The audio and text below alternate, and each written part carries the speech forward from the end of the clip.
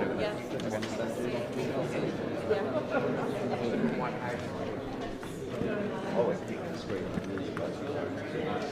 Hello.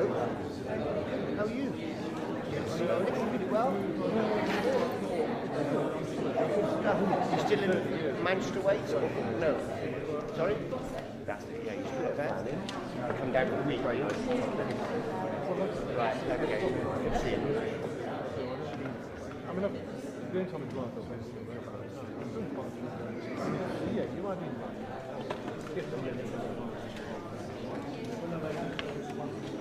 so it's either probably from where I was, probably have to see it then.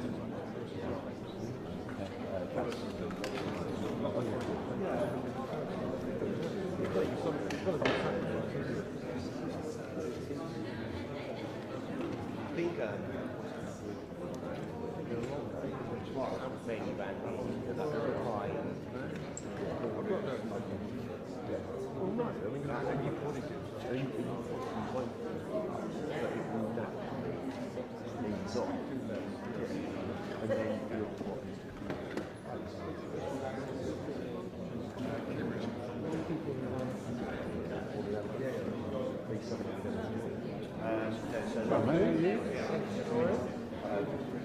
Working for the evil. Oh yeah. Evil.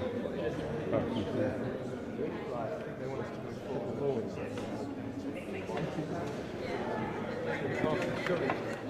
well, the way things are going, go around.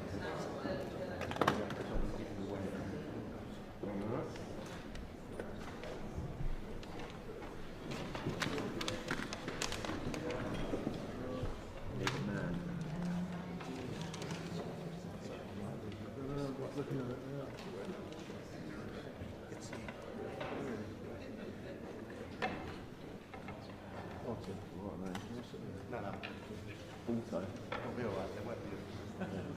what that?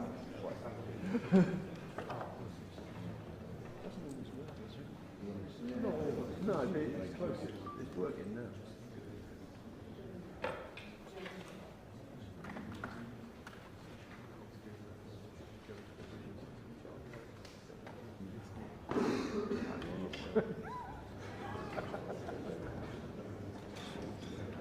There's some monkeys go look at it on the screen, but it's not been calibrated in 20 years. That's why it doesn't matter.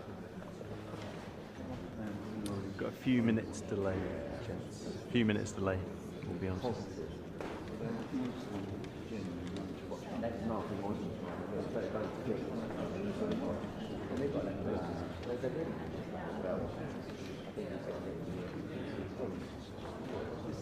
Touch of positivity.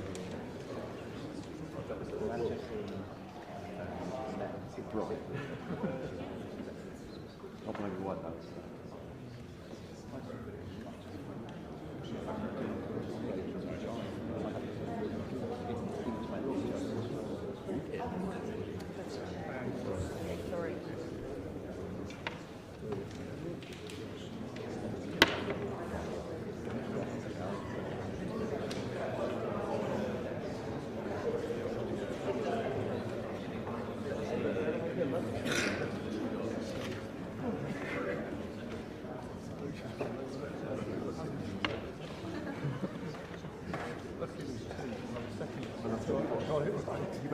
You had that whole train of ideas.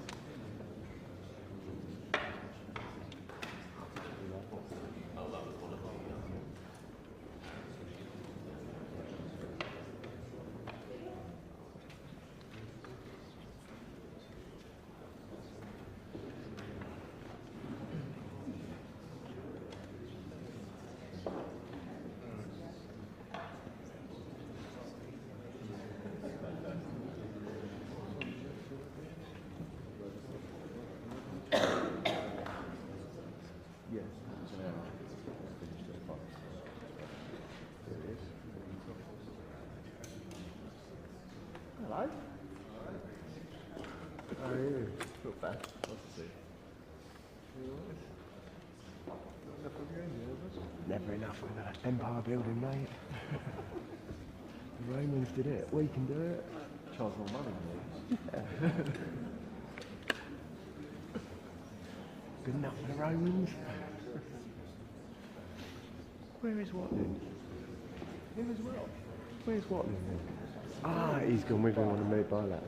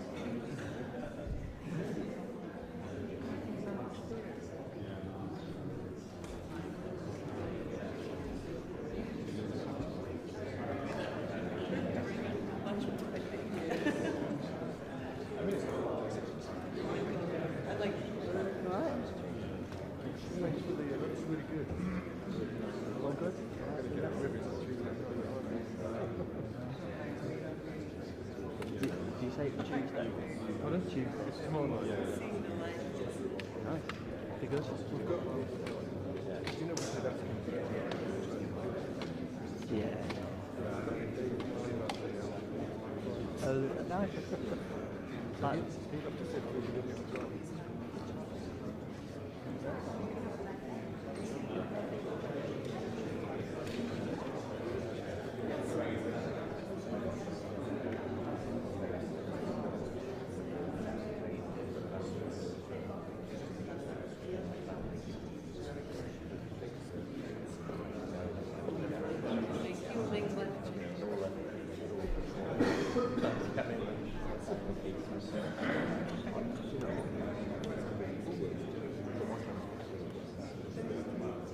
Yeah.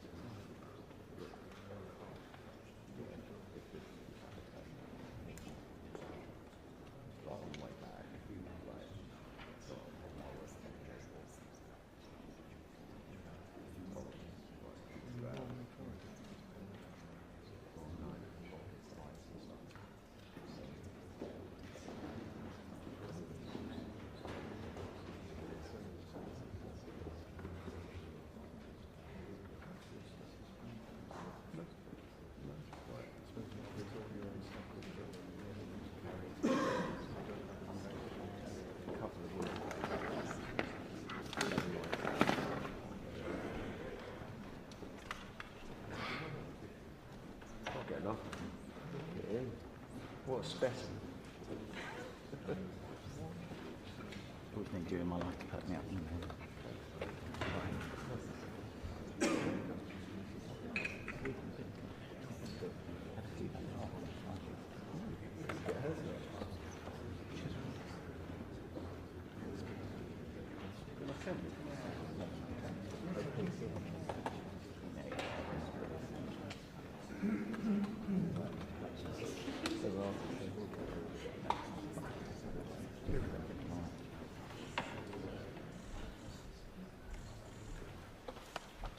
Good morning.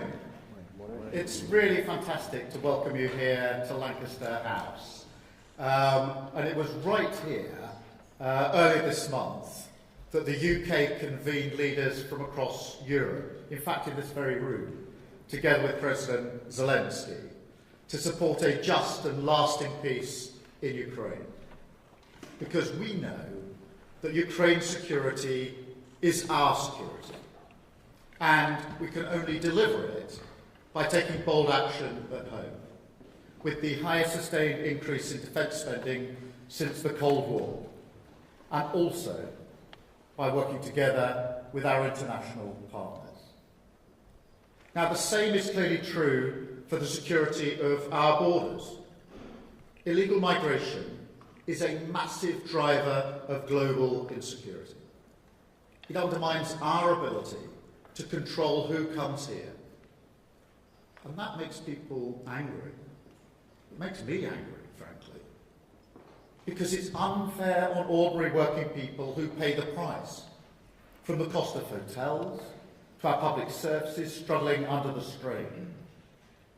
And it's unfair on the illegal migrants themselves, because these are vulnerable people being ruthlessly exploited by vile gangs. So look, we must each take decisive action in our own countries to deal with this. Nobody can doubt that the people we serve want this issue sorted. But the truth is, we can only smash these gangs once and for all if we work together. Because this evil trade, it exploits the cracks between our institutions. It pits nations against one another. It profits from our inability at the political level to come together. And that's why, from the moment I took up office, I said the UK would convene this summit. And I'm really delighted to be joined by all of you here today. We've got representatives from more than 40 countries across the world. There's never been a bigger gathering of people on this issue, building a truly international effort to defeat organised immigration crime. And let me tell you why this matters, and take you back to a visit I made as a relatively new Member of Parliament, back in 2016, to the camps on the outskirts of Calais. I can still remember it in my mind's eye. The muddy ground, sodden with rain and human waste. Children as young as 5 and 7. And that struck me because that's the same age as my children were then. Huddled together in freezing temperatures with almost nothing to keep them warm. Now, of course, that infamous camp has long gone. But the evil of the people smuggling businesses that put people there, that remains. The gangs remain. The exploitation of desperation, of misery, of falsehood, that all remains. And there's nothing progressive or compassionate about turning a blind eye to this. There's nothing progressive or compassionate about continuing that falsehood, which attracts people to make those journeys. That we've got to get to grips with it once and for all. That's when I spoke at the Interpol meeting in Glasgow last year, I said we need to treat people smuggling as a global security threat, similar, if you like, to terrorism. We've got to bring to bear all the powers we have at our disposal in much the same way that we do against terrorism. Now, before I was a politician, I was the Director of Public Prosecutions in England and Wales. And we worked across borders throughout Europe and beyond Europe to foil numerous plots, saving thousands of lives in the process. We prevented planes from being blown up across the Atlantic and brought the perpetrators to justice.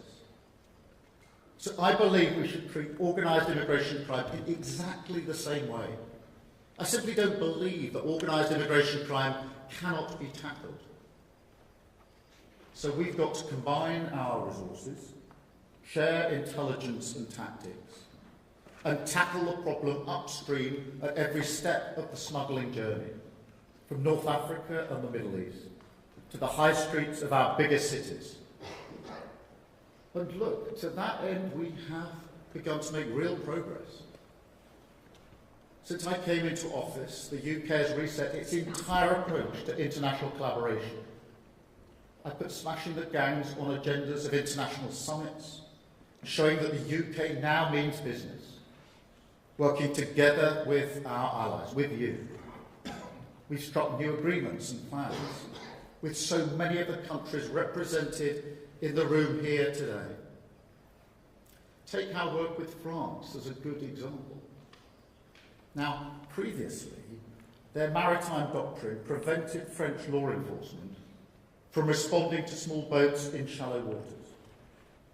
But now we're working with them to change that, to make sure we get new border patrols and specialist units on the French coast using state-of-the-art surveillance technology.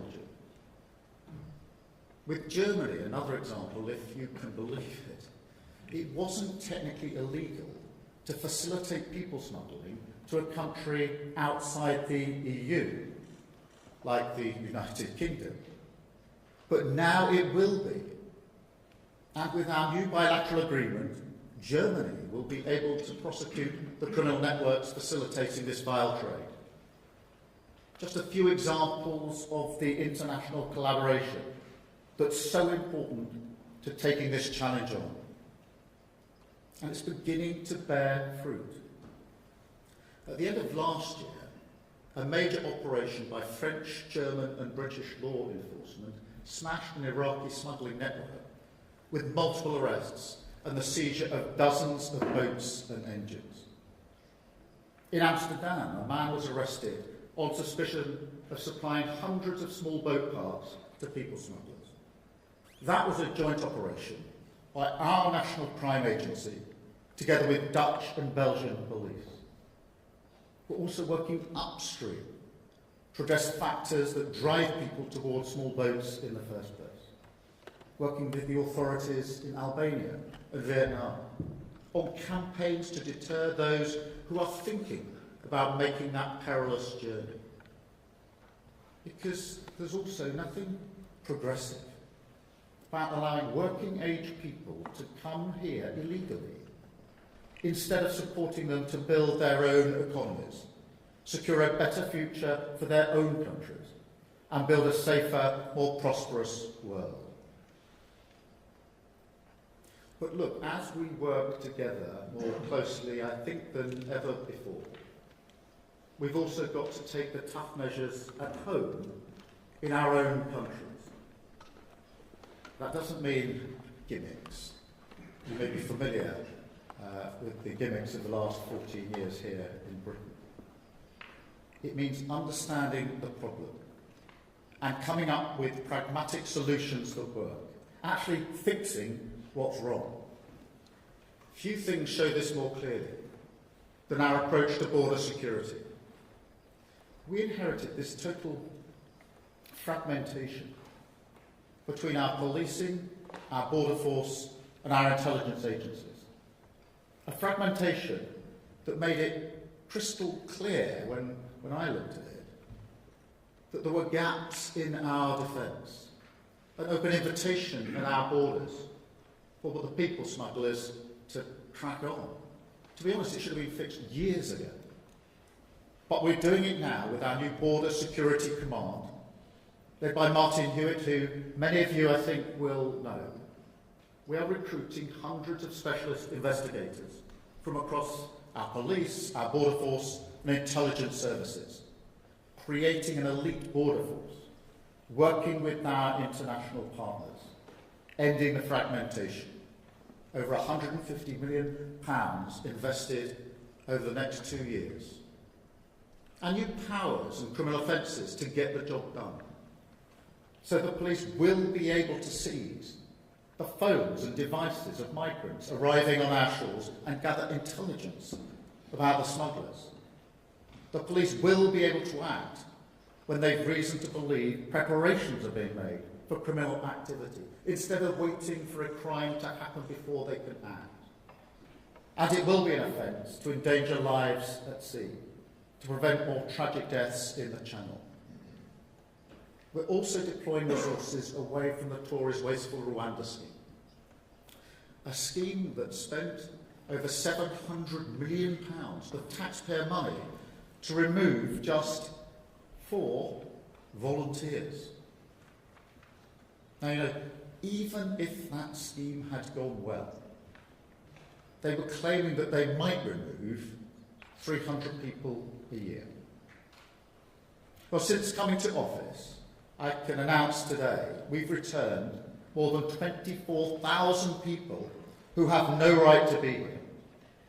That would have taken the Rwanda scheme 80 years to achieve.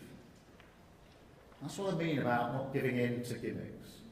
Just focusing our efforts and resources on the nuts and bolts of removing people, getting the asylum system working properly. That's how we've delivered the highest return rates for 8 years and the 4 biggest return flights ever. We're also ramping up the deportation of foreign national offenders, with a new team of specialist frontline staff going into our prisons, speeding up the removal of prisoners who have no right to be in this country. Now, all of this is providing a real disincentive to people thinking about coming to Britain illegally. But if we're talking about incentives, we need to talk about the people smugglers as well. Because they don't care about borders. They don't care about the people that they traffic. They don't care about our country and our people. They only care about one thing: money. They make huge profits out of ruining people's lives. A few months ago, I went to see some of the boats that have been seized at the NTA headquarters. Now, we call them small boats, but honestly, they're not worthy of the name boat. I don't know what you would call them. To me, they look like death traps. Flimsy, rubber, no firm structure. You wouldn't even let your children climb aboard, even for a second, in shallow water.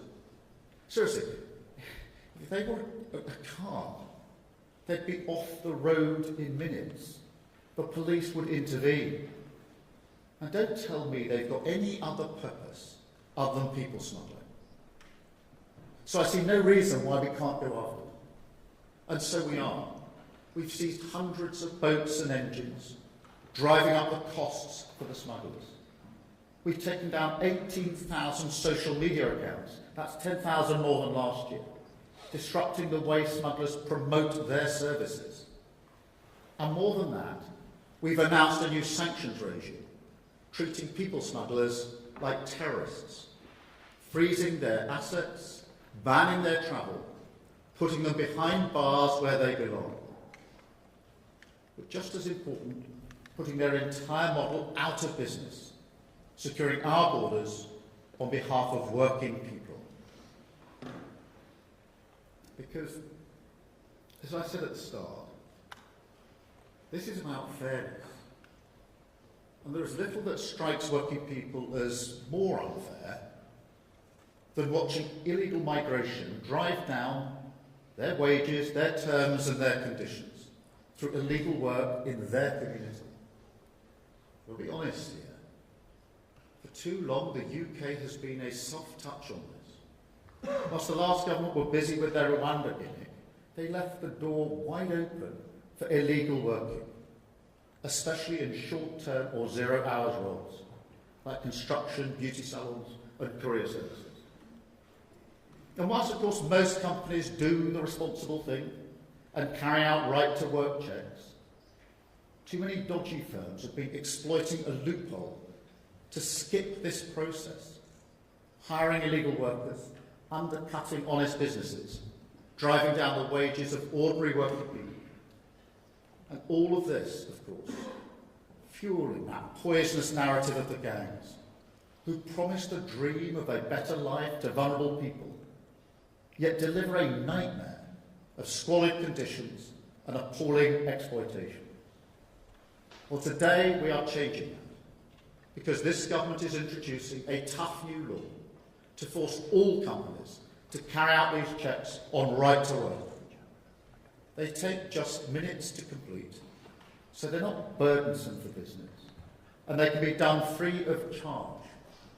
So there's no excuses, and no ability to claim that they didn't know they had illegal workers.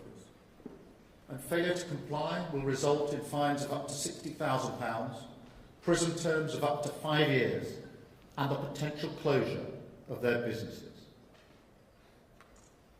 Now, none of these strategies, as you know, are a silver bullet. I know that.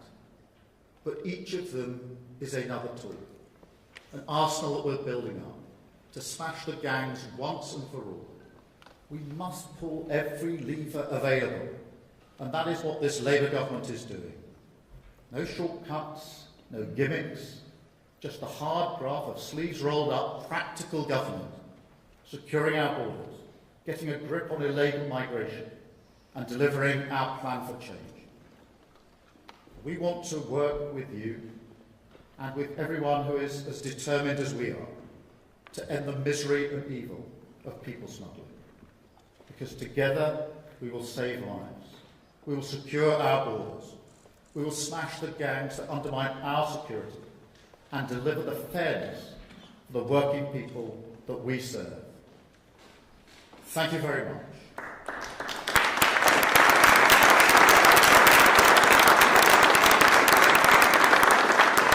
Now we're going to see a short video from the Prime Minister of Italy, Giorgia Meloni. Good morning, everyone. I wish to thank Prime Minister Starmer and my friend Keir for his invitation to this important summit dedicated to border security. It is a priority that Italy and the United Kingdom jointly share, a priority that represents an essential focus on the bilateral cooperation between our nations, because we both are convinced that our freedom and the prosperity and well-being of our people do depend on security. Keir and I agree that border security also, and above all, depends on governing migration flows and combating mass irregular immigration, a global phenomenon which affects Europe in particular, both within and outside the EU borders. This is why our government have long been working together to defeat the criminal organizations that exploit and profit from people's despair and legitimate desire for better living conditions. We are uniting our efforts, making policy forces, intelligence service and judicial authorities speak louder, because our common goal is to target the problem at its very heart, namely the profits made by boatmen smugglers and traffickers. And we are doing so by following that extraordinary intuition of two Italian great judges, Giovanni Falcone and Paolo Borsellino, which is summed up in the words "follow the money," and which has become an international model. Equally crucial in this respect is the strengthening of Europol's and Eurojust's cooperation with third countries. We're also working together to address the root causes of migration and thus guarantee the right not to migrate. This means building a model of cooperation with the countries of origin and transit of migration flows so that they can prosper on the resources they own. And I am very satisfied from this point of view with our excellent cooperation with the United Kingdom in the framework of the Rome process, notably on the front of assisted voluntary returns. Yet fighting irregular migration also means encouraging instead regular migration. and reaffirming the principle that it is up to each nation and not to traffickers to decide who should enter and who should not enter its own territory. We also agree with Keir that we should not be afraid to imagine and build innovative solutions, like the one that Italy launched with Albania, a model that was criticized at first, but that then has gained increasing consensus, so much so that today the European Union is proposing to set up return hubs in third countries. This means that we were right and that the courage to lead the way has been rewarded. We still have a lot of work to do together, and I am very happy to be able to count on the support and collaboration of the United Kingdom within this challenge. I'm convinced that today's summit will enable us to further strengthen our synergy and to speed up the momentum towards new projects and concrete initiatives. Thank you, and I wish good work to all of you.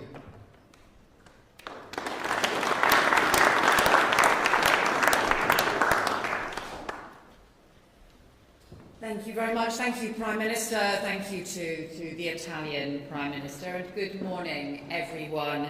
Can I thank everyone for travelling here from all over the world? Interior ministers, senior law enforcement delegations from over 40 countries and organisations. We are so pleased to welcome you to London and here to Lancaster House for this, the first summit of its kind on organised immigration, crime and border security. And to have so many people come from across the world shows the seriousness with which all our countries are taking these issues, but also bluntly how much more together we need to do.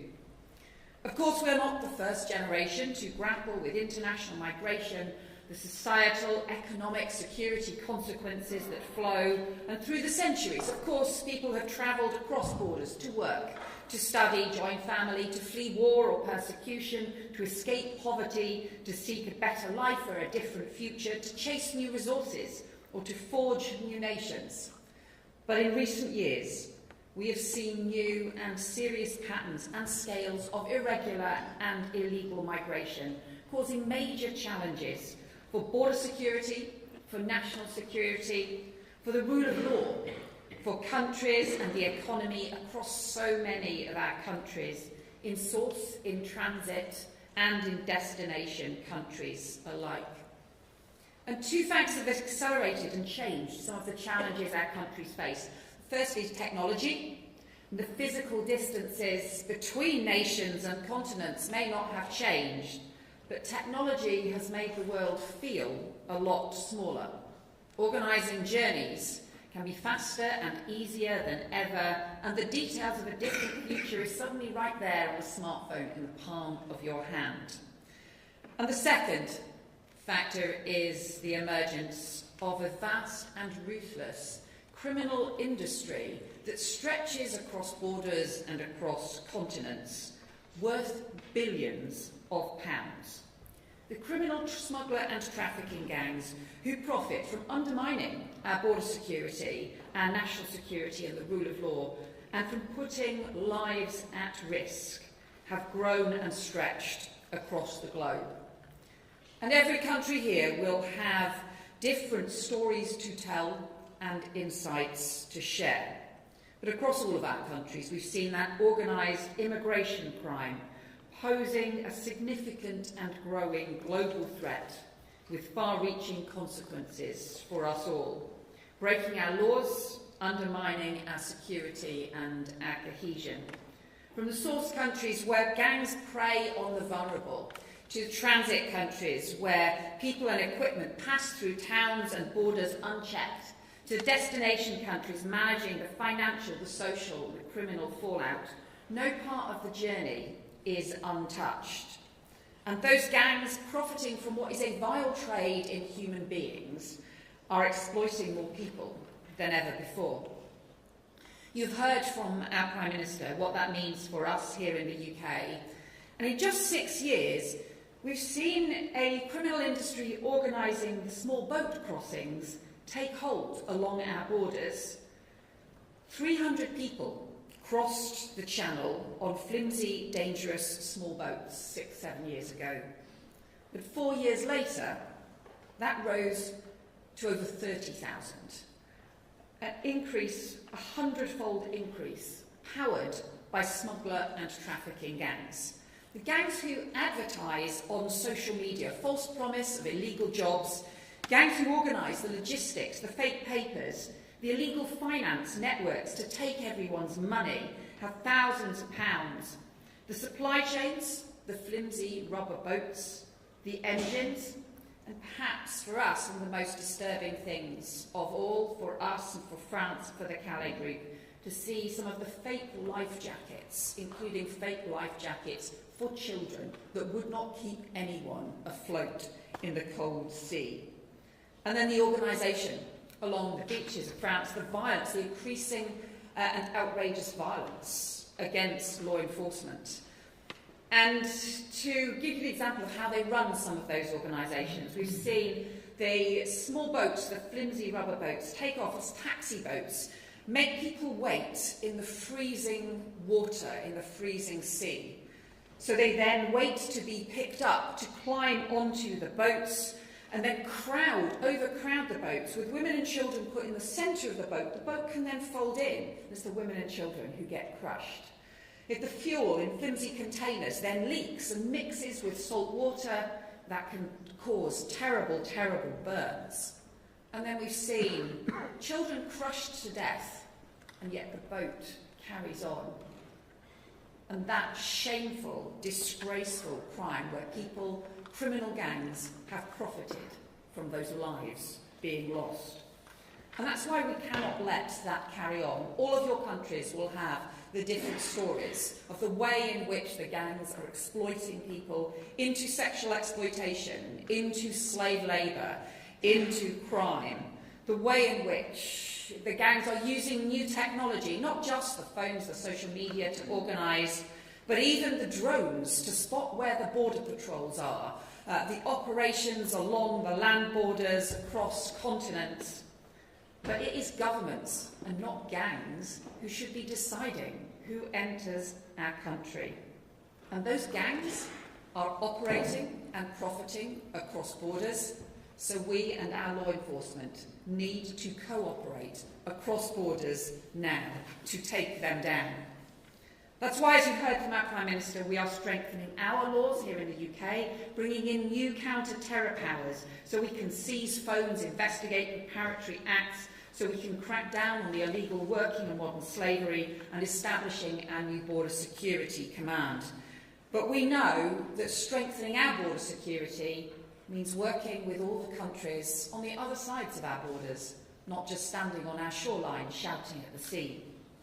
We know too that no country can do this alone, and that is why the partnerships and everyone gathering here is so important. So today we will talk about what to do to tackle this vile trade in human beings, how we choke off the supply chains, the false papers, how we go after the money, how we take down the advertising, and how we disrupt, how we pursue, how we prosecute, how we pursue this global battle against a trade in people. It is our determination to do this together. The alliances that we build across our borders can be stronger than the criminal gangs who seek to undermine us. So thank you all for joining with us in this event today, this first summit. We have so much work to do during the course of the day, so many conversations to have, but thank you so much for being part of it, and I look forward to hearing everyone's views during the conference today. Thank you very much.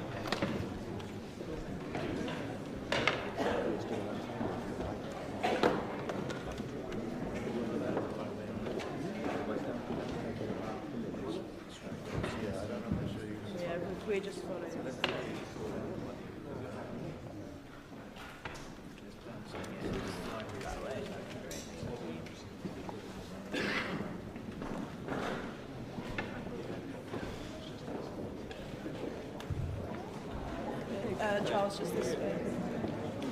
It's good to see you back on the normal patch.